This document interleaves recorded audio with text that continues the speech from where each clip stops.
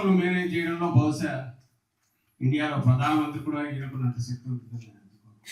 అలాంటి చంద్రబాబు నాయుడు మారీచుల గురువు, కక్కుటమార విద్యలకు పెట్టిన పేరు, ఆయన చుట్టూ తయారైన శక్తులు కూడా అట్లాంటివి. గతంలో అనుభవం కూడా ఉంది మనకు. 19 ఎన్నికల ముందు అందరూ గమనించారు. నా గుర్తుండే 40-45 లక్షల ఓట్లు తీయించారు. చంద్రబాబు నాయుడు ఏం చేశారంటే సేవామిత్రని ఆపెట్టి తిరిగి పంపించి 40 లక్షల దాకా తీసేసినారని తర్వాత మన వాళ్ళు కనుక్కొని మళ్ళీ జగన్మోహన్ రెడ్డి గారు ఆయన నాయకత్వంలో అందరూ ఈసీకి పోయి అక్కడ పోయి వాళ్ళకు మొదలుపెట్టి అక్కడ నుంచి మళ్ళీ తెచ్చుకొని మళ్ళీ చేయించి నానావిధాలు కూడా మనం తెచ్చుకోవాల్సి వచ్చింది. అంటే ఫెయిర్ ప్లే ఉంటుంది అని మనం దిగుతాం. ఎన్నికలంటే ఫెయిర్ ప్లే కాదు, మోసం మాత్రమే చేసి ఇది కావాలనుకునేవారు అవసరం ఉన్నప్పుడు మనం అది చేయకపోయినా కనీసం మనం అప్రమత్తంగా ఉండాలి, మనం దెబ్బ తగలకుండా.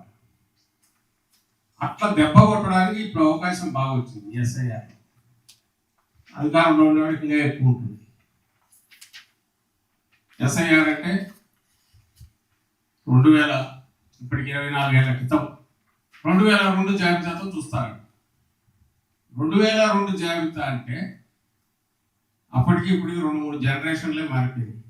ప్రధానంగా ఉండేది ఇక్కడ కూడా అలర్ట్గా ఉండడము, అందరినీ అలర్ట్ చేయడము, ఆయన మీ ఓటు కాపాడుకోండి అని చెప్పడం, వాళ్ళకు పక్కన నిలబడడం, ఇది చేయాల్సింది బాధ్యత మొత్తం మన మీద ఉంది. అది మనకు అవసరము, రాష్ట్రానికి అవసరము, ఓటర్లకు అవసరము, ప్రజలకు అవసరం. అందువల్ల నికరమైన ఉన్న ఓటు ఏది పోకుండా చూడడం, మనకు వచ్చే ఓటు మన సింపథైజర్ అయితే అసలు జారిపోకుండా ఎట్లా చూసుకోవాలన్నా ఈ రెండు మనం ముందున్న రక్షణ కట్టాలి. లేదు 25లో ఇప్పుడున్న ఓటర్లు అందరూ వాళ్ళు ఎక్కడున్నా పోకుండా చూడడం అట్లా, ఈ రెండు మన ముందున్న బాధ్యత. దీనికోసం ఒక ఎక్సర్సైజ్ చేయాలా, సీరియస్గా చేయాలా, కోఆర్డినేటెడ్గా చేయాలా అని ఎలక్షన్ కమిషన్ రిప్రజెంటేటివ్ యాక్సెప్ట్ చేసిన మన అట్నుంచి డిప్యూటీ కింద గ్రౌండ్ లెవెల్లో ఎవరైతే బిఎల్ఓ ఉంటారో అల్టిమేట్ ఇట్ బాయిల్స్ డౌన్ అంతా కిందికి పోయేది బిఎల్ఓ దగ్గరికి పోతుంది. మన వైపు నుంచి పొలిటికల్ పార్టీ నుంచి బిఎల్ఏ దగ్గరికి పోతుంది, బూత్కి వెళ్తుంది అక్కడ. సో ఈ బూత్ లెవెల్లో కోఆర్డినేట్ చేసుకుంటే సహజంగానే మనకు ఏదైనా ఇట్లాంటి జరిగిన ఉన్న 1000-1200 ఓట్లను ఎవరైతే నిజంగా లేని ఓట్లు ఉంటే తీసేసినా ఓకే, ఉన్న ఓటు పోకుండా మన ఓటు అయితే మరింత జాగ్రత్తతో, మనకు వస్తున్న ఓటు అయితే మరింత జాగ్రత్తతో వాటిని ఐడెంటిఫై చేసి కంటిన్యూ అయ్యేట్టు, లేదంటే మళ్ళీ రీఇన్స్టేట్ అయ్యేట్టు అంతవరకు హ్యాండ్ హోల్డింగ్ చేయడం, ఐడెంటిఫై చేసి హ్యాండ్ హోల్డింగ్ చేయడం అనేది లైక్ ఎలక్షన్ కమిషన్ ఎట్లయితే ప్రిపేర్ అవుతుందో, ఇప్పుడు సెన్సస్ కమిషన్ వాళ్ళైతే ఎట్లా ప్రిపేర్ అవుతారు, ఒక ఎక్సర్సైజ్ దానికి ముందు గ్రౌండ్ వర్క్ చేసుకోవడము, ఆ తర్వాత క్యాంపెయిన్ లాగా జరిగినది. మన వైపు నుంచి మనం కూడా అది ప్రిపేర్, స్ట్రక్చర్ పూర్తి ఫామ్ కావాలి, బిఎల్ఏలు పక్కగా ఫిల్ కావాలి. ఇప్పటికే లిస్టులు వచ్చాయి బిఎల్ఏలు చేస్తారు. అయితే చాలామంది మన పార్టీలో మన కోఆర్డినేటర్లు కావచ్చు, నాయకులు ఎలక్షన్లుగా టైం ఉంది కదా, నార్మల్ కోర్స్ ఆఫ్ దీని ప్రకారం మనం చేసుకోవచ్చు కదా, గ్రామ నాయకులు ఉంటారు, అందరు ఉంటారు కదా అనుకుంటున్నాం. కానీ మధ్యలో తక్కువ టైం ఏదైతే షార్ట్ స్పాన్లో పడే దెబ్బ, ఆ తర్వాత మళ్ళీ మనం రికవర్ అవ్వడానికి లేదా దాన్ని మళ్ళీ నార్మల్ తెచ్చుకోవడానికి టైం పడుతుంది, మిస్ కూడా కావచ్చు. కాబట్టి ఆ టైంకే మనం అలర్ట్గా ఉండడం అవసరం కాబట్టి దానికోసం ప్రత్యేక ఏర్పాటు చేద్దామని అనుకున్నాం. ఒకటేమో ఈ స్ట్రక్చర్ ఒకటి ఫామ్ చేసుకోవడం. ఇప్పుడు బిఎల్ఏలు ఏదైతే పెడుతున్నాం, ఎందుకంటే ఇక్కడ ఎస్ఐఆర్ అనేది ఒక స్పెషలిస్ట్ నడుస్తున్నప్పుడు ఆ బిఎల్ఓతో కోఆర్డినేట్ చేసుకోవడం రకంగా బిఎల్ఏ బూత్ లెవెల్ ఏజెంట్, మా పార్టీ ఏజెంట్ ఎక్విప్మెంట్ ఒక గవర్నమెంట్ బిల్లుతో how to deal with them, గూడ్ పురుషం మిగిలిన ఫార్మ్స్ అవి చేసుకోవడం, యాక్టివ్గా ఉండాలి. అలాగే ఈ ఏజెంట్ తోడు ఇంకా ఒక 2-3 సో దట్ ఏమంటాం delegation of duty plus account easy to identify. ఒకరే 1200 ఓట్లు 1000 ఓట్లు కష్టం అవుతుంది కాబట్టి హౌస్ హోల్డ్స్ దగ్గరికి వాళ్ళు పోతున్నప్పుడు మనం ఫాలో కావాలన్నా ఒక టీం లాగా ఇప్పుడు సపోర్టింగ్ టీం కూడా పెట్టాలనుకున్నాం. అయితే వాళ్ళు ఎవరు వాళ్ళకు ఈసీ గుర్తింపు ఉండదు, ఓన్లీ బిఎల్ఏకి మాత్రమే గుర్తింపు ఉంటుంది.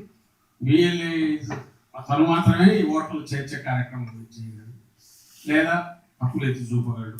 మన తరఫున ఆథరైజ్డ్ రిప్రజెంటేటివ్గా ఉంటాడు కాబట్టి అతనికి సపోర్టింగ్గా ఇద్దరు ముగ్గురు పెడితే డేటా కలెక్షన్లో వీటిలో ముందే పూర్తి చేసుకోవడానికి వీలవుతుంది. ఇప్పుడు ఆ రోజు మనం ఎప్పుడైతే వాళ్ళు మొదలుపెట్టి బిఏలో కనెక్ట్ చేసి ఇప్పటికి వాళ్ళు మ్యాపింగ్ చేసినట్టు కాదు చాలా వరకు. సో మనము ముందే చేసి పెడితే రేపు వాళ్ళ పని ఈజీ అవుతుంది, వాళ్ళకి హెల్ప్ చేసిన వాళ్ళం అవుతాం. మన వైపు నుంచి మా పాయింట్ మనం చెప్పాలనుకుంటూ ముందు ప్రిపేర్డ్గా ఉంటాం. ఉదాహరణగా 1000లలో ఇప్పటికే మనం ఒక 4-5 ఒక్కొక్కరికి 200 ఇంటి వస్తుంది. ఈ లిస్టు 25 లిస్ట్ తీసుకోపోయి అక్కడికి 2002 పెట్టుకోవచ్చు. కానీ అంత శ్రమ మనం ఏంటంటే 2025 ఉండేటివి స్టాండర్డ్గా అవి మెయింటైన్ అయ్యేట్టు చూసుకోవడం, వాటిలో ఓటర్గా నమ్మకే. సో అక్కడికి వెళ్ళి ఈ వీళ్ళలో ఎవరు ఉన్నారు, లేదు ఇక్కడ లేరు, ఇంకో దగ్గర ఎక్కడైనా ఎంప్లాయ్మెంట్ బయటకి వెళ్ళారా, లేదా ఇక్కడే ఉన్నారా, లేదా ఎవరైనా చనిపోయారా, ఇవి తీసి పెట్టుకుంటే రేపు ఎగ్జాక్ట్లీ వాళ్ళు వచ్చినప్పుడు వాళ్ళకి సబ్మిట్ చేయడానికి, లేదా లేని ఓటర్ ఉంటే పాయింట్ అవుట్ చేయడానికి, లేని ఓటర్ లేదు మనిషి లేకుండా ఉంటే, లేదా ఎక్కడో ఉంటే వీళ్ళు తీసేస్తుంటే పాలించడానికి అవసరమైన అబ్జెక్షన్ రైజ్ చేయడము, లేదా వాళ్ళకి అవసరమైన ఇన్పుట్ ఇవ్వడం చేయడానికి కూడా వీలవుతుంది. మనం ఏం చేయాలి అప్పుడు, అది మొదలయ్యే టైంకి డేటా అంతా కూడా కలెక్ట్ చేసుకోవాలి. సో ఫస్ట్ థింగ్ బిఎల్ఏలో రైట్ పర్సన్స్ను, కొంత టెక్నికల్ ఇది ఉండే వాళ్ళను ఐడెంటిఫై చేసి కోఆర్డినేటర్ ఐడెంటిఫై చేయడంలో హెల్ప్ చేయాలి. సెకండ్, అలాంటి వాళ్ళకి సంబంధించినంత వరకు ఓరియంటేషన్ ఇచ్చిపోయిన తర్వాత వాళ్ళకి సపోర్టింగ్ వీళ్ళను సెలెక్ట్ చేసి పెట్టాలి. ఎప్పుడైతే ఆ వీక్ 10 days వాళ్ళు వస్తారో ఆ టైంకి మన మ్యాపింగ్ చేసుకోవడము, మనము ఆ పొజిషన్ చూసుకోవడము, డేటా కలెక్ట్ చేసుకోవడం అది కూడా చేసి పెట్టుకోవాలి. ఆ బూత్ వీటన్నిటిలో కూడా మీరు ఇప్పుడు మనం ఎవరైతే ఐడెంటిఫై చేశారో, ఇది ఇప్పటికప్పుడు వచ్చిన ఆలోచనతో ఎవరు ఉత్సాహంగా పనిచేస్తారో అందరికి తీసుకోమని చెప్పారు. ఇప్పుడు మనం ఏదైతే డిస్కస్ చేస్తున్నామో దాన్ని పూర్తి ఎగ్జిక్యూట్ చేయగలిగిన కెపాసిటీ ఉండి కామన్ సెన్స్తో కిందికి వెళ్ళి ఎక్కడైనా ట్రబుల్ షూటింగ్ కావచ్చు, లేదా ట్రైనింగ్ కావచ్చు, ఓరియంటేషన్ కావచ్చు, వాళ్ళకు మీ అంతటా మీరు ఇవ్వగలిగిన ఇంకా 10 మంది యాడ్ అయినా నాకు మేలే. ఆఖరికి 175 మంది అయితే ఇంకా మరి మంచిది. కాన్సెప్ట్స్ లాంగ్ టర్మ్ దృష్టితో ఇప్పుడు నుంచి నెక్స్ట్ ఎన్నికల వరకు వాళ్ళని టెక్నికల్లీ కూడా మనం ఎక్విప్ చేస్తే, టెక్నికలీ దాన్ని మీట్ కాగలిగిన కెపాసిటీ ఉండేటట్టు కూడా చూసి వాళ్ళని పెట్టమని చెప్తున్నాం. ఆ ప్రాసెస్ మీరు కొంత ఓరియంటేషన్ ఇవ్వచ్చు ఎందుకు మీరు వెళ్తే దాంతో కలిస్తే. సో ఒకసారి వెళ్ళాక ఎట్లా మీరు గో అబౌట్ ఇట్ ఎట్లా చేస్తారు, అలాగే మీకు అసిస్టెన్స్ బిల్డ్ చేసుకోవడం ఎట్లా.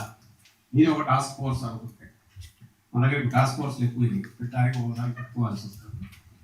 ఎస్ఐఆర్కి సంబంధించిన టాస్క్ ఫోర్స్ మీరు పార్ట్ అయితే మీ రోల్ ఏదైనా డిఫైన్ చేయడం, ఆ రోల్ డిఫైన్ చేశాక మీ అసిస్టెన్స్ మీరు అక్కడ చూసుకోబోయేవాళ్ళు మనం ఏదైతే ఎక్స్పెక్ట్ చేస్తున్నామో అది కంప్లీట్గా అనుకున్న పద్ధతిలో ఇంకా ప్రోయాక్టివ్గా వాళ్ళు ఇంకా చొరవతో మరింత మెరుగ్గా చేయగలిగిన మనం అనుకున్నట్టు కింద బిఎల్ఏస్ కూడా వాళ్ళ పరిధిలో నేను ఎట్లా ఆలోచిస్తున్నాను, మీరెట్లా వీళ్ళెట్లా ఆలోచిస్తారు, మీరెట్లా ఆలోచిస్తారు, వాడు కూడా అట్లా ఆలోచించారు. మనకు లాస్ట్ ఓటర్ బూత్లో ఉండే ఓటర్ వరకు కూడా మన ఓటర్ నిలబెట్టుకుంటాం, మన సింపతి ఏదైనా నిలబెట్టుకుంటాం, రియల్ ఓటర్ ఉంచుతాం, దొంగ ఓటర్ రానియకుండా చూస్తాం, మన ఓటర్ తీయకుండా కూడా అర్థం పడాలి. అది పర్పస్.